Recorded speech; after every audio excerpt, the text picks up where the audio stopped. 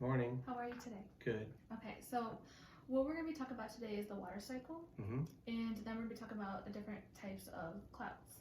Okay. After we're done talking about the clouds, we have two activities that we're going to be doing today. Okay. You're going to be making clouds. Ooh. Yeah. So first what we're talking about is the water cycle, and there's 3 steps to it. The first step we're going to talk about is evaporation. Evaporation is where water is at the surface and it turns into water vapor.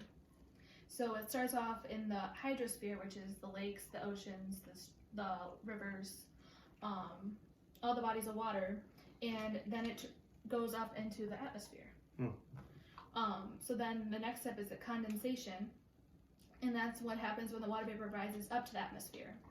And it reaches the high point of water vapor, which turns the tiny particles of the ice or water droplets into the air. And that's when the clouds form.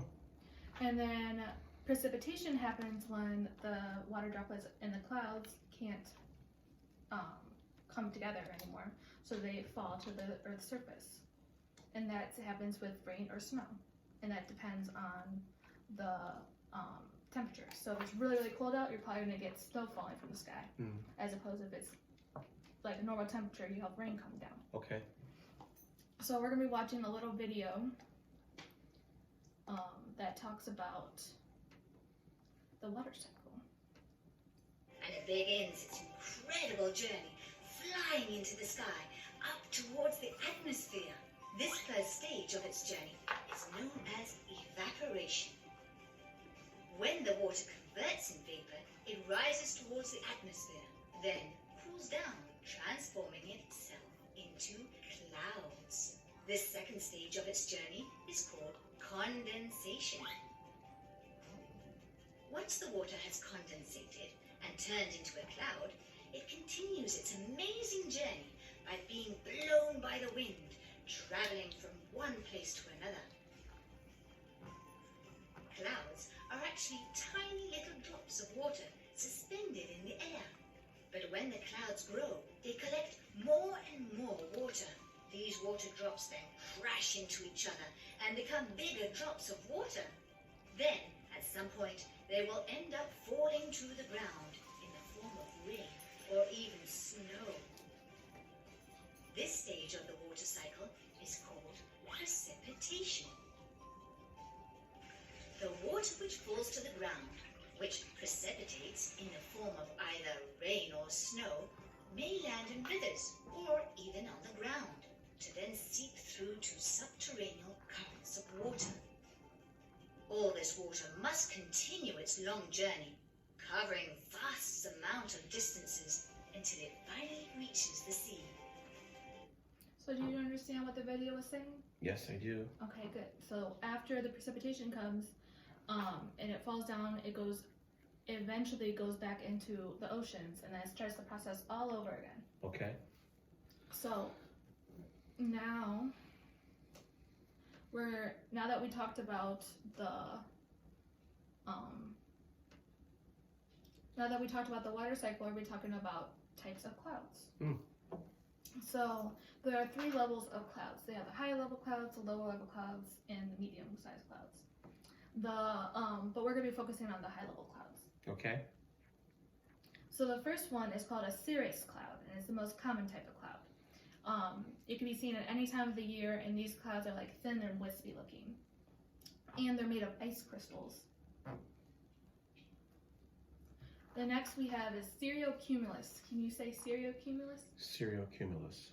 All right, so this is a cloud that has small and white fluff patterns that spread over miles and miles within the sky. And some people even think that it looks like fish scales. You kind of see how it would come into comparison of the fish scales? I do. Okay. So then we have cirrostratus clouds, and they look like a giant curly blanket covering the sky. And these types of clouds can either come in the color of light gray and go to white. So now that we talked about the different types of clouds, do you want to take a minute to do your KWL? Sure. Okay. So we already did what you know. What you want to do is something about what you learned from the clouds? Sure. Okay.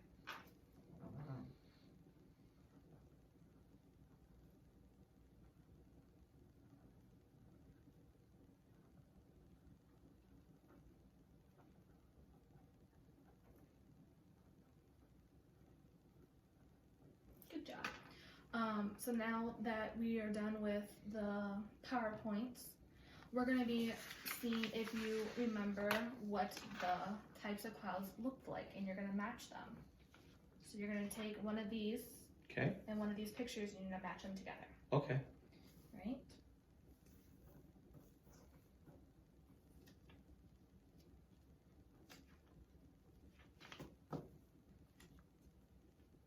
Okay. So what does cirrocumulus cloud look like?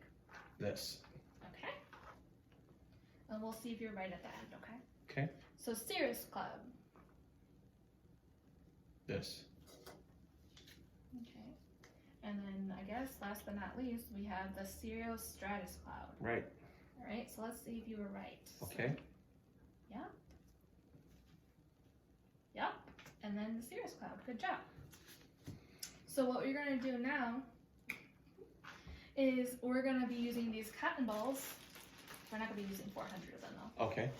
And we're going to be making clouds. Okay. So you're going to be using one of these pictures. You're going to pick from one of these pictures, and then you're going to mirror the pictures to this paper. Okay. So you want to use some cotton balls, and you can even stretch out the cotton balls too. Okay. To pull them apart. So which one do you want to do? I'm gonna try to do this one. This one? Okay. So it's your stratus one. So I'll get a couple more out so you can do that. Probably this many. So don't, if you need to stretch it out, you can. And here's a glue stick.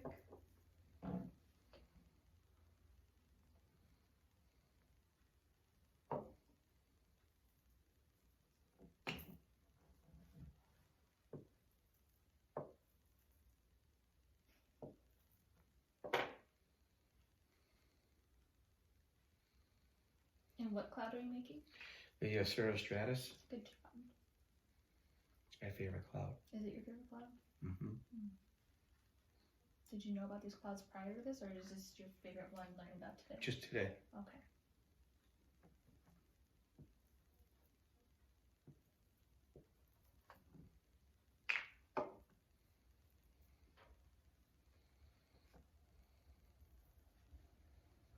You know why it's my favorite cloud? Why is it your favorite cloud? Because it looks like Tron tracks. Actually, it does. I see that. Mm-hmm. Good observation. Thank you.